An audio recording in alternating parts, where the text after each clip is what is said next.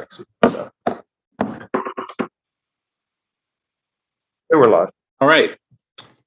Welcome, everybody. This is Walter Alcorn, Chair of the NVTC WMATA Committee. Good evening and welcome to this June 16th NVTC WMATA Committee meeting. I'd like to note that the starting time of the meeting is 6:05 p.m. This meeting is being live streamed to allow our listening audience to be able to watch through YouTube Live. And Mr. Smedberg is participating remotely, I believe, for a personal reason. So he hasn't joined yet. He has not joined yet, but he will be joining. So, but let's go ahead.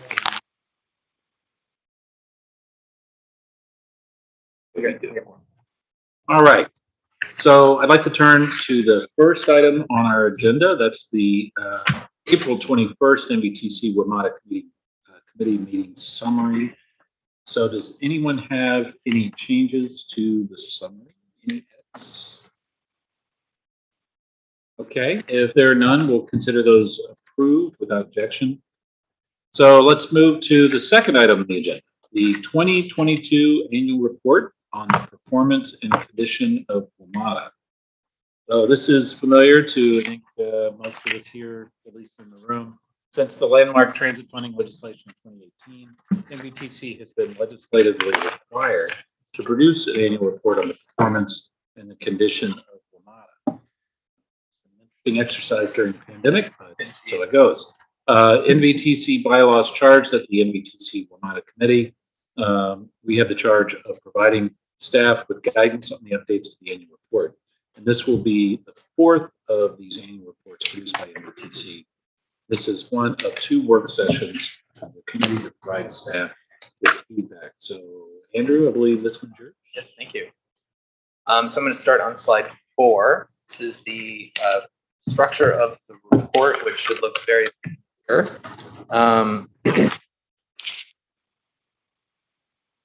Structure of this report is guided by the legislation. A lot of this will look like it has in previous years. We'll use the preface and introduction to give the appropriate context. We will include data, the expenditures of the dedicated capital funds, as well as major capital accomplishments, and then include safety, reliability, ridership data from the NTD and other metro performance reports. One thing to note that is different is we are splitting out strategies to talk about a very refined list of a short number of strategies, which we'll get to shortly, which are meant to be very current to the year and our audience, as well as then we'll split out and talk about major accomplishments at WMATA on previous strategies. That way we can sort of carry forward those from past reports. But I think one of the themes here is that a lot has changed in the last few years, and so this report will change with that. We'll go on to slide 5. And so to add a little context to the proposed 2022 strategies that you will see shortly, one thing that the committee has discussed is that WMATA has historically had a structural disconnect between expenses and revenues, where expense growth has exceeded the rate of revenue growth. This was already a trend pre-pandemic. However, the pandemic accelerated this essentially to the fiscal 24 budget, which is what there's a number of reasons for high expense growth. Several of them are shown on is the high levels of inflation that we're seeing, which links to contractually obligated wage increases, since those are tied to the consumer price index. There are new services going online, like Silverline Phase 2 and Potomac Yard. And in the most recent budget, there were additional support costs and safety positions that were funded. Additional drivers of expense growth are further listed in some of the materials. On the revenue side, there are limitations to revenue growth. Jurisdictional subsidies are limited by the 3% island, because we've said many times will be exhausted, and there will be a gradual post-pandemic recovery. Talked about new travel patterns. We will see ridership return and revenues increase, but we're not expecting it to be the pre-pandemic revenue model of high rail fare box recovery, long distance peak riders that we have talked about. advance to six. So slide 6 here are the 5 strategies for the 2022 report. These are 5 interrelated concepts. They're very, very high level, intended for us to talk about further. And they are meant to be as current as possible for our December transmission of the annual report to the governor and General Assembly. We frame these concepts within the broader expenses and revenues framework to note their connectivity to efficiency and cost control. Those are the 2 legislative asks of the strategies chapter. And as I said, they're very high level, and we'll work with the committee to develop them at our next meeting. So the first strategy is a new financial operating model. This concept stems from the committee discussion at prior meetings. That WMATA's pre-pandemic operating revenue model that we just talked about earlier is not really coming back, and that we need to seek a new balance of revenues to fund the appropriate level of services. Second is labor costs. Approximately 70% of WMATA's operating expenses are personnel related, and as mentioned, the current collective bargaining agreements include wage increases that are partially tied to increases in price index, and so high current rates of inflation do lead to higher contractually obligated wage increases. The third concept is the role of Metrobus and local transit operators. The provision of bus service is a significant operating expense, and the balance of which transit providers, which in this case is Metrobus or various local providers, the balance of which they offer service varies in each jurisdiction and across the region. So staff intend on bringing some additional research on how this balance of service has changed in Northern Virginia to our July committee. And the fourth concept is fare evasion, something the commission has discussed previously. The legal framework around fare evasion is set at the state and local level, not at WMATA, and there are not uniform legal policies across the region. Fare evasion is a civil or criminal penalty in Maryland and Virginia.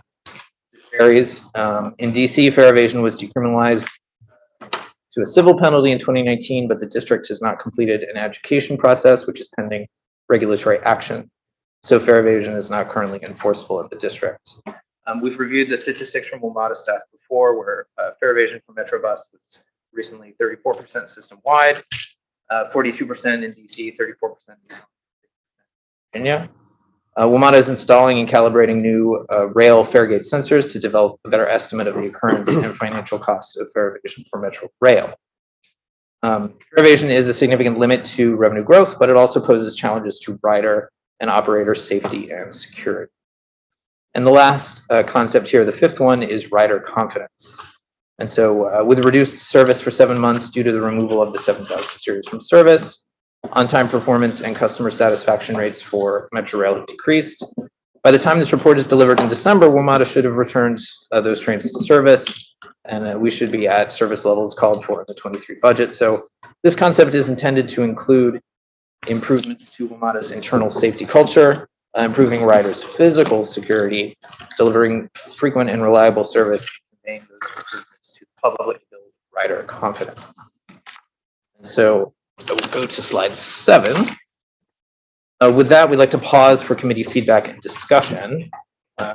We have repeated the 5 concepts on this slide, and the next steps are for NVTC staff to develop further committee meeting, which is in July. After that, we'll do what we've done in previous years, which is get to work on the writing over the summer and regroup with the committee.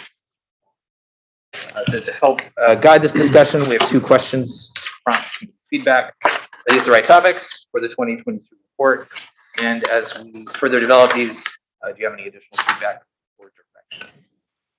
So with that, we'll hand it back to the chair. Thank you very much, Andrew. I just have one question.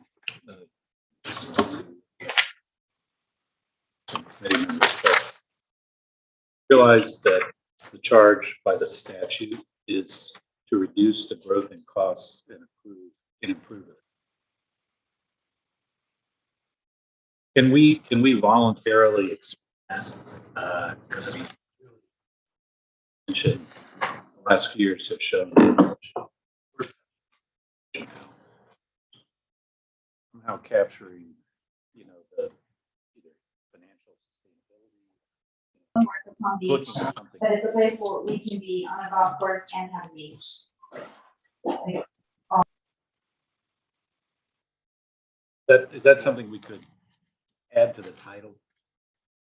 Yes, this is a report by NVTC. What we've done to date over the years has stayed a little bit closer to what's in the legislation, but by all means, this is also a policy statement by the commission. If there are other areas that are relevant, tangential to that, we're happy to update the title and expand a little bit further based on your feedback, because this is an opportunity to speak directly to the governor and the General Assembly about what we think are short-term, long-term priorities.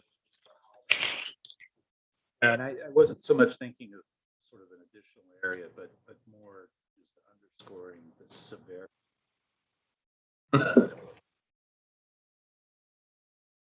Me, the title kind of understates the challenge of Well, we could do yeah. we could do a graphic illustrative cover art with a cliff on it. But seriously, I think obviously we should have sort of a special discussion and reflection about the federal assistance and how important that has been and what ending that's going to end and what that means. Certainly, and as I mentioned, the board is going to be discussing a lot of these things in the context of next year's budget over the summer, and by the fall may have some outline and some discussion about sort of the equation between service cuts and fare increases, sort of bring us to a balanced budget this year. But I think a special focus has to be on the long term, where there's that growing gap between revenue and expenditure that requires our attention. The labor cost thing it's not just labor costs. I think all supply chain inflation, there is sort of some irony that we're charged with strategies to reduce the growth in costs, because there's not going to be a reduction in costs this year. That's not happening. We're tied to close to the CPI for wage increases, so that's like 8%. So that's going way up, and that's going to impact service as well, because we're paying labor costs so much higher. The fare evasion piece is a discussion that the board's been having. I think some of us are really focused on pushing management to develop some strategies along this, pushing management and the transit police. So kind of stay tuned on that one, but I think that we could have some updated information to share in this report on that. I think the rider confidence piece comes from the safety piece and the reliability piece. So we'll see where we end up with 7K reintroductions and all of those issues. Sure. So here, I guess, aside from the cliff art with the giant cliff, how else can we, because I agree, how can we express some of this immediacy? Yeah. And I don't know if that's in the title or if it's kind of something that's a theme throughout. I mean, yeah, we definitely need a new financial operating model, but how do we kind of like show the immediacy around some of that and everything else that we're looking at? So that's We've discussed fare evasion many, many times. And I sort of understood I understood the whole situation. So I just sort of held back and not made a lot of comments. On Tuesday, I was coming out of the Gallery Place Chinatown station. And I was right behind this young woman who was looking at her phone, and she got up and she realized she was at the more physically fit than I. She just one hand on the top of the turnstile and flipped it over and just kept on walking. I obviously didn't say anything, but the anecdote brought in all of this, and I was thinking about this report going down to Richmond. There's a different attitude down there. There's a different GA than we've had in the past. And if we don't do something to at least address the issue that Commonwealth of Virginia is only 6% of the problem, but we're contributing our share, then we've got a public relations problem in terms of asking them for additional monies for operating. So I don't know. I'm just verbalizing the conundrum, and So I might, how to address it. like, let me go in a little more detail. So first of all, we don't have good rail numbers at all because of the new fare gate system. They are trying to calibrate the fare gates correctly, which is proven to be difficult. The fare gates now can read fare evasions. There's sensors all over. When somebody's jumping, when somebody's going through all that, it will register. The problem now is there's a lot of false positives. Things like luggage at National Airport causing a false. So they're working on that and they're calibrating that. So we don't have great rail numbers. And any number that you've seen from WMATA is just like an estimate placeholder that it's not really based on anything. So that's one thing the board is really pushing on to get solid data. The bus number, on the other hand, is a solid number because the drivers record it every time somebody comes on. There is a piece of this we need to understand with school-aged riders because the District of Columbia does pay for every school-aged child to receive a pass for the year. So and they do receive a pass, they're supposed to use it. A lot of them don't, but they're still paid for. So that's a piece of it that, it's important for our district members to understand exactly where that is. At the end of the day, this has come down to not having a civil process in place for the district. Because the transit police have two options. They can either enforce this only in Virginia and Maryland or not at all. But in DC, it's not being enforced because if you write a ticket in DC for fare evasion, there is no ability to pay it. There's no process. So that has been raised recently with urgency to address. And I'm hoping that we will have a management report on this whole situation very soon. Because the board has really, for a variety of reasons, it's a subsidy problem discussion. We are losing real money here. It may not make the difference in what our gap is, but it's real money. It's a perception problem. But I think maybe even more importantly, it's a safety and rider confidence problem because the individuals who are not paying are also likely the ones who are harassing and, not all of them, but there's nuisance problems on the system that are really increasing. And this is a way to sort of address that. And so the ball's in management's court right now, the interim general manager. I think the board has asked for that discussion and stay tuned. Thanks. Yeah, appreciate those comments. I was riding Metro Rail yesterday, walking into the station. Somebody hopped right over, the gate. I just kind of looked at them, but I was in East Falls Church. Yeah, So- no, it's happening everywhere. Yeah, So it's not just I'm glad we're counting everywhere because Yeah. you're right. I don't know. Oh, no, we don't. That will be good, and that's going to be coming back.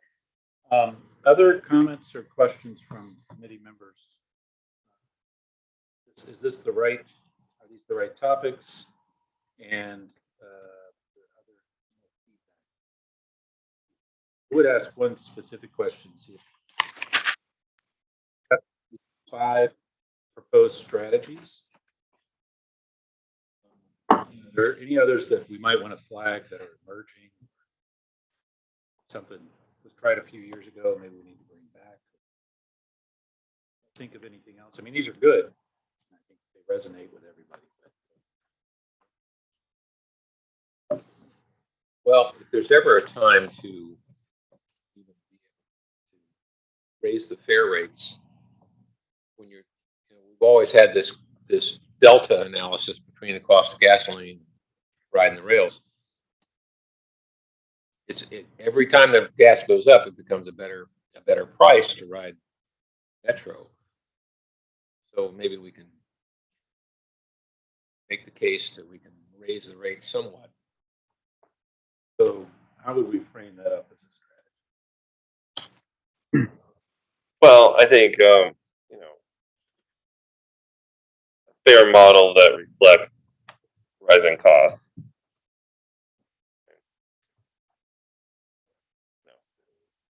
So Metro hasn't raised fares in, I think it's 5 years. It was 18. Yeah. It was supposed to be sort of an automatic almost, right? Every other. Board policy was to consider it every other. Yeah. And link it to CPI. That policy has, I think, mostly been rescinded, I believe. Yeah. Yeah. So, I mean, obviously we want to attract ridership, but the number one thing we hear about that is reliability and service frequency. So we'll see what the summer brings in terms of 7Ks and the ability to get back to a better schedule. But if that happens, then, I mean, I think everything's on the table going into the budget. So maybe fair Yeah. in general is a. Yeah, I mean, there's two pieces to this. There's the fare itself in terms of whether we raise it, and then there's the discussion about how it's structured, both peak versus off peak. There's a lot of discussion about whether we still have a peak, and then also, the current system is pretty complicated in terms of what you're paying based on your distance, and most other systems have gone away from that. Andrew, this is Paul. I think Matt's right. I think it's the discussion is going to focus more on structure than it will actual price or their percentage raise. Yep. All right. Hi, Paul. I don't know if we Paul. realized you were Welcome. there. Yeah. Yeah, I've been listening. We couldn't see you, but we hear you. Anything you want to correct me on, or? No. So Right. far, so good. All right. Okay, any other comments, questions by committee members? Can I ask a clarification question or just an additional question? When you talk about fare structure, is it safe to assume you're talking about the actual ride, parking, and those other type of fares as well? Because parking's out there. Yeah, I think everything is. Revenue drivers. And we have talked about Okay. that. Yeah. Yeah, I don't know that we're going to have much discussion about parking because we've kind of beat that one to death, but. Okay, any Matt, other? Isn't parking being looked at more as a part of the real estate office and seeing what happens at various stations? I think. Yeah. Yeah. Well, but you know what? There is one other piece of this actually, which we could address, which is non-fare revenue, and that I mean, there's that, of course, obvious things like advertising, but there's also development. And so Metro has, and you know this, Andrew, because you watch our meetings, but there's a new, real estate person, and there's a new kind of focus on looking for opportunities with Metro land to try to develop it for transit-oriented development, which also generates revenue for Metro. So. And that is something, I think, with the way we've currently proposed the structure, it's something we could list in the major accomplishments that sort of reflect either past strat, or we can call it out for something. There's options for us to capture that. I think you're referring to development strategic plan that was, yeah. Yeah, but now kind of the execution of that and what that might bring. Yeah. I this has nothing to do with anything. Just context. I was in Jennifer Wexton's office on Tuesday, and so as she was leaving, she turned to me and she asked me about the Silver Line. Said, we're really looking forward to that opening. So, in thinking about this report going down to Richmond, is there something that is there some way to leverage the opening of the Silver Line in a positive way to stakeholders in Richmond that would sort of offset some of these other negatives like the fiscal? Well, what's the timeline on the report? When do we send it in? We'll send it in December. Okay, so hopefully, there'll be some. Yeah, I mean, it's Yeah. all context. I think we do, we've talked about it a little bit. I think we see it as an opportunity to bring a lot of people here, the governor and others, for an opening that's also kind of an introduction to the corridor and the opportunities on it. So, I think seeing that firsthand will be the biggest thing. But, Good points. So I think I captured two additional possible strategies: fare structure. Yep. And non-fare revenue. Anything else? So, point of clarification for me. I think what we'll also take back is slide 5 is sort of that broader context that you were speaking to, and we'll make sure that this is updated and tells the broader story about what's coming fiscal 24, because we'll have a lot more information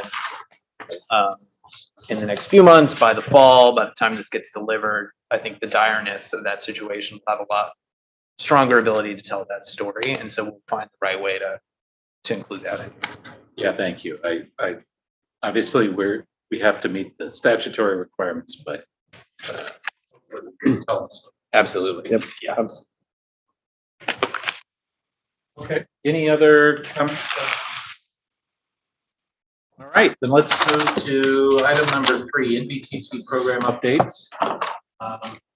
Additional updates from NVTC staff. The first is an update on staff research. The second is an overview on mitigation efforts on the Yellow Bridge and Potomac Yard construction. So, Andrew. Thank you. So I'm on slide 10. In response to committee interest at the April meeting, NVTC staff are researching the funding models of fair transit agencies. So I would like to introduce Jonathan Vignier, who is from Rutgers and is working as a transit fellow working with me this summer on this exact project. So welcome, John. Welcome. So we are looking into a number of peer systems to look at how they're funded. So we're looking at the T, BART, New York, MARTA, LA Metro, Chicago. We're looking at transit systems that operate in a complex manner, as that is a complex governance manner, as that is a uniqueness of the WMATA system. So those that operate in more than one state or via an interstate compact. So we're going to take a look at PATH, PATCO, and St. Louis Metro. We are looking at both capital and operating revenue sources. Our focus, though, is on operating. And we plan to summarize our findings, gain an understanding of the different modes they offer, because each of these agencies run different types of services, but then also detail their funding sources. This list, of course, may change, but this is what we're planning to start out with. And we intend to brief the committee on our findings in the fall. We don't have those meetings set up yet, but we'll work on getting them scheduled, but we'll brief the committee in the fall. And this will be I think a good piece of information to support future conversations about that funding model that we have been discussing. Mr. Mayor. I think that, but I would also encourage us to at least consider some sort of matrix analysis of the fundamental categories of expenditures. For example, one of our big challenges is our labor cost and the structure of our labor agreements, and whether or not those are in play with these other peer transit systems. And if they are, they may be, but there's some simple way to distill it down and say how it might be somewhat or significantly different from us. I think based on what we've looked at thus far, I think I can confidently say we can take a look at the types of expenditures, like that 70% are on personnel type that we keep quoting for Metro. I think there's ways to get at that from peer models, and I think we'll have to, broader than that for the collective bargaining, that's sometimes tougher to find. We'll have to think about how to do that. Right. I mean, if the drivers are the same or generally the same, I get that. But if there's some significant delta, yeah, that either we are an outlier or maybe one or two are outliers and the others are not, that would be interesting to know. Yeah, I think that's good. Or Walter, this is Paul. For what it's worth, David, I think a lot of the larger systems, and Metro being one of them, and some of the other cities that may not be as large, but they're part of a major metropolitan area, things are pretty much the same, I think, because they just go from city to city to city. And a lot of yeah. As I was saying this, I was thinking it's probably not too different, but yeah, it's not. I appreciate you saying that, Paul. Yeah, I think, yeah. I mean, there are And- some differences, but in general, in the big areas, it's pretty much the same from what I recall. The I major think drivers, anyway.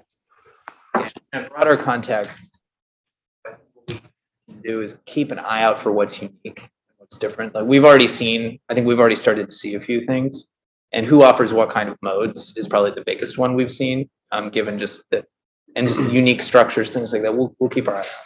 Yeah, and I was gonna build on that. I mean, I see a table here, that, maybe number of modes, ridership. Miles per mode. Yeah, maybe something that maybe that's the second table, I don't know. Like governance, you mentioned, but just kind of summarizing the different systems. And then, yeah, I mean, obviously, I think, So WMATA has done that particular research on derivation. very good. Any other feedback? Yes, Al. Mr. Chair, if you don't mind, if I was certain here, we have our second intern here, Daniel Segura. He's also doing some trans-related work. We didn't bring it up tonight because it's a little bit different, but the last meeting, we had a conversation with folks from Metro. Ms. Chowdhury, Rocket Chowdhury came over to talk about bus priority. So we're continuing the research on that, and Daniel is helping Xavier Harmony do a scan of different types of bus priority across Northern Virginia. What are we doing? What are people planning to do? Kind of creating a database of what's happening out there. So there's a little bit of a nexus to all the work that's going on in one of our other programs, but absolutely relevant to all of our transit systems and to Metro as well. Just wanted to give a shout out to Daniel and all the work that he's doing as well. Fantastic. All right. Thank you. Any other feedback for the peer transit funding model research? Okay. All right. Well, thank you very much. So at this point, let's see. There's nothing else. Oh, it's Yellow line shutdown. Yellow line. We do. I'm sorry. Renata, thank you for being here. So the yellow line, what's going on with the yellow line? Yeah, sure. So this is basically a follow-up from our last meeting based on some information that Metro put out yesterday. But as we're all aware at this point, starting on September 10th, Metro will be working on 2 projects concurrently: the Potomac Yard track sign and the Yellow Line Bridge. And of course, the Potomac Yard project will be for 6 weeks, and it'll pretty much be like engineering and testing and figuring out how to get the Potomac Yard station integrated with the rest of the rail system. And the bridge and tunnel work is pretty much repairs and strengthening the tunnel. So during that time, the yellow line will be completely out of service. And if you go over to the next slide, it pretty much has the service plan that Metro put out. So there'll be 2 phases of travel alternatives. So from September 10th to October 22nd, there will be no rail service south of the airport on both the blue and yellow line. There will be express shuttles from Franconia and Huntington up to the Pentagon that will be every 6 minutes. There will also be local shuttles along the blue and yellow lines that will go up to the airport, as well as Crystal City that will operate every 10 to 20 minutes. And there will also be 3 shuttles going from from Virginia up to DC, including the 11Y, which Metro brings back for the shutdown. Slide 13 pretty much shows phase 2 of operation. So during that time, there will be the yellow line will still be out of service, but the blue line will run from Franconia and Huntington up to Carrollton and Largo Center. And those shuttles operating from Virginia to DC will still operate during phase 2. And other alternatives will include Metroway as well as the 16Y. Go over to slide 14. So in addition to the Metro put up at local transit options here in Northern Virginia that are supplemental during this time period. So we have Dash, Fairfax Connector, and OmniRide, which provide service up to the Pentagon or to DC or both, as well as VRE, which will provide access from Franconia and Old Town Alexandria up to Union Station and LaFont Plaza.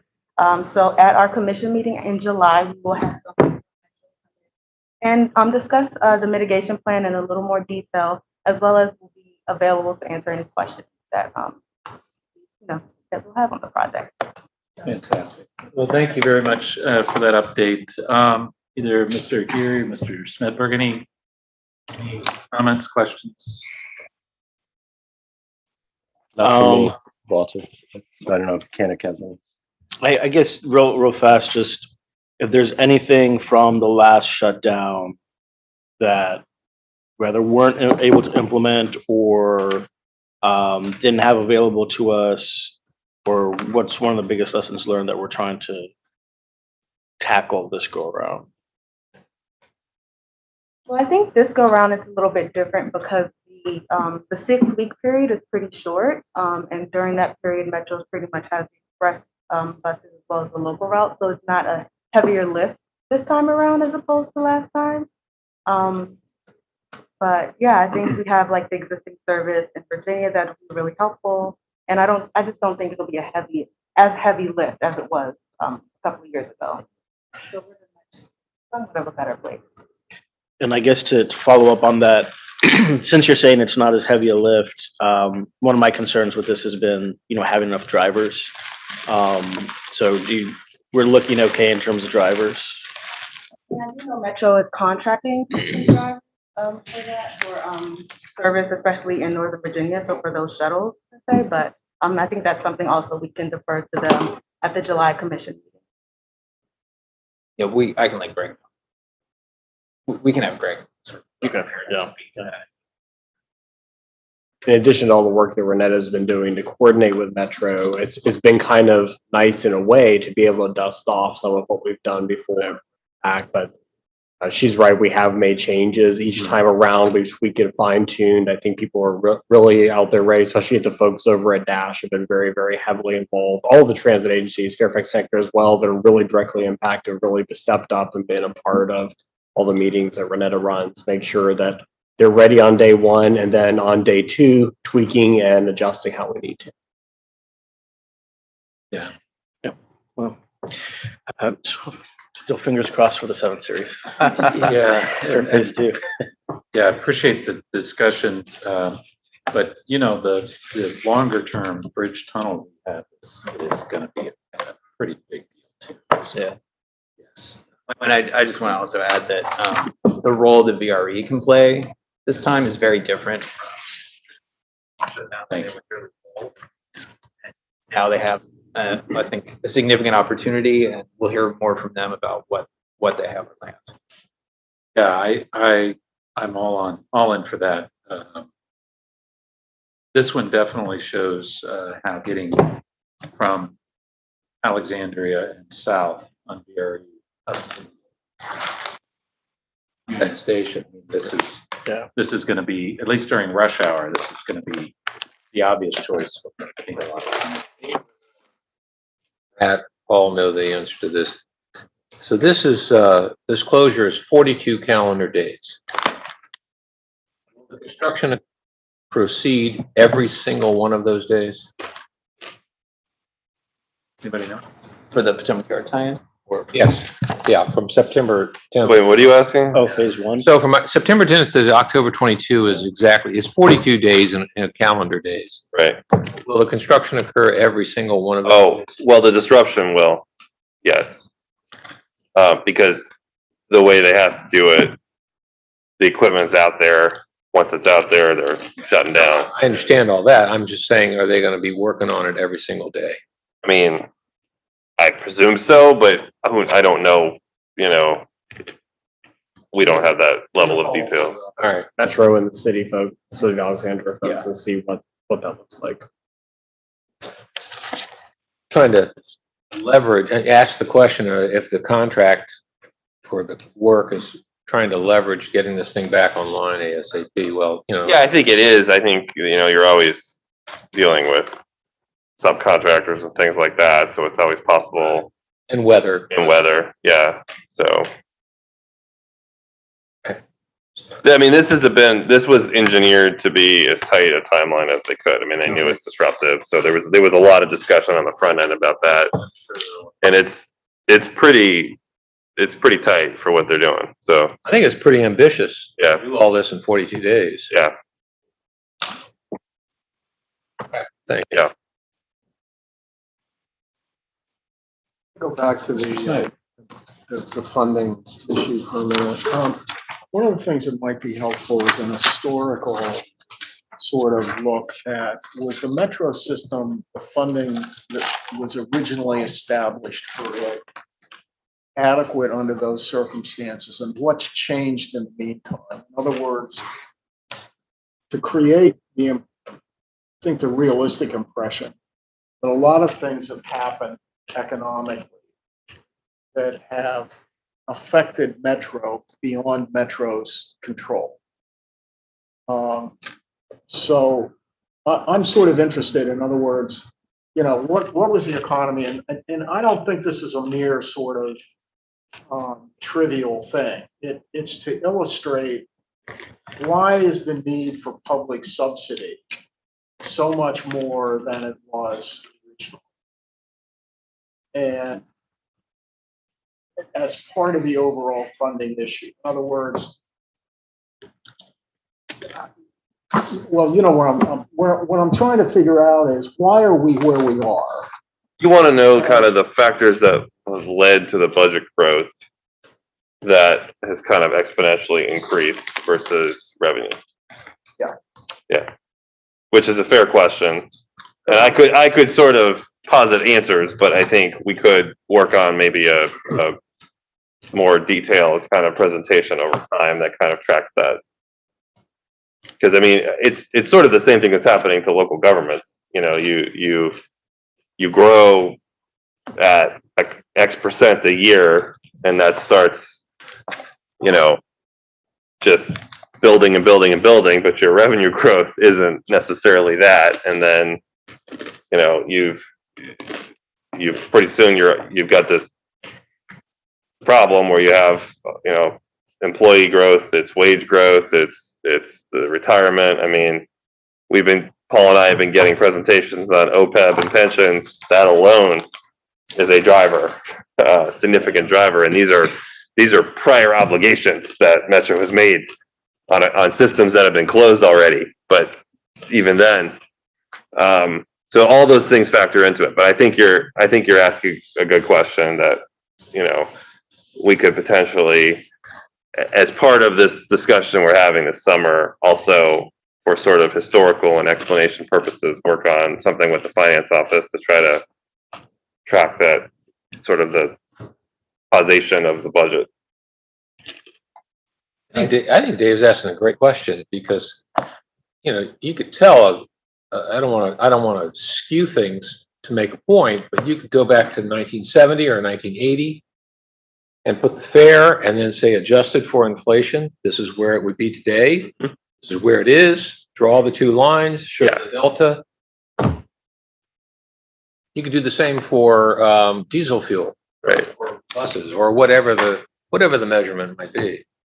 And Metro has also created a significant amount of wealth that Metro is not capturing. Now, I'm a little nervous about where that takes you. Yeah, because our governments are. But I think it might be helpful to at least explain why the overall sort of socioeconomic system here might be more willing to contribute more if it was fully understood what wealth Metro has helped to create. I don't know where you go with this, but you you have the original revenue sources, which are clearly inadequate. When did they become inadequate? And at the same time, you're probably not capturing the upside Metro has created. I don't know where you. Well, yeah, your Metro's operating budget is not capturing that. You know, the government revenues, tax revenues are capturing that. Some of those things are committed to construction costs and things like that, but still. But yeah, no, you're right. And now we have a 3% cap on subsidy growth for the last couple of years. Clearly is not adequate to keep pace with what expenditure growth is. We had a similar discussion 4 or 5 years ago in State of Good Repair.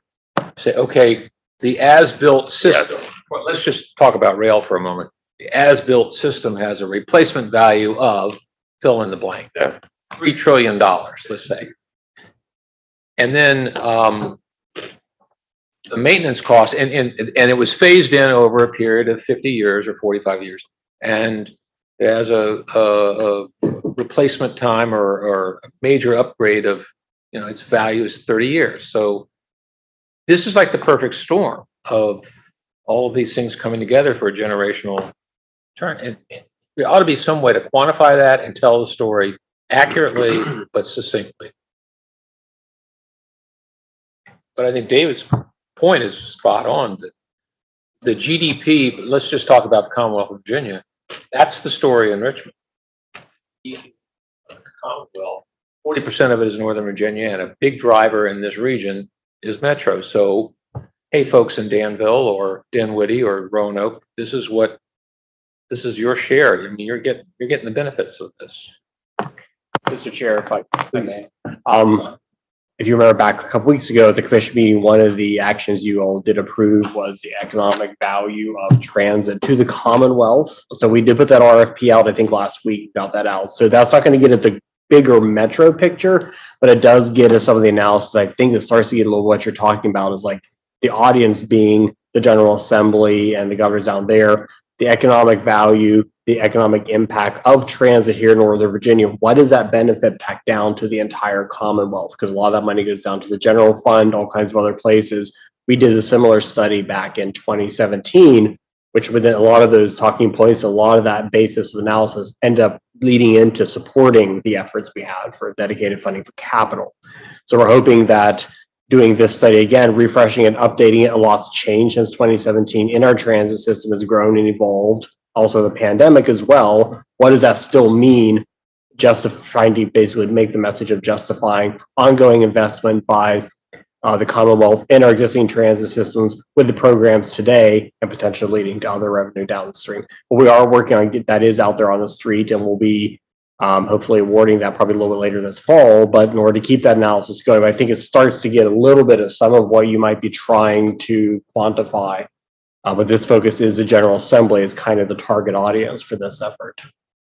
And then if we piggyback that with any work that Metro does with their budget stuff, trying to help understand that kind of beyond Northern Virginia picture, I think those are complementary efforts right there that really would hopefully give us the information we need.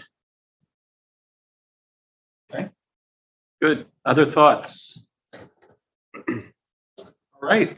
Well, very good. Well, very good discussion, and thank you for getting us started and then coming back to the economics. That's very good. Any other comments, any other business before the committee? Any other items? All right. Anything else from staff? Okay, then we are adjourned as of 6. All right, thank you. Paul, I'm gonna press the button unless you have something else to say. Okay. All right, thank you. Have a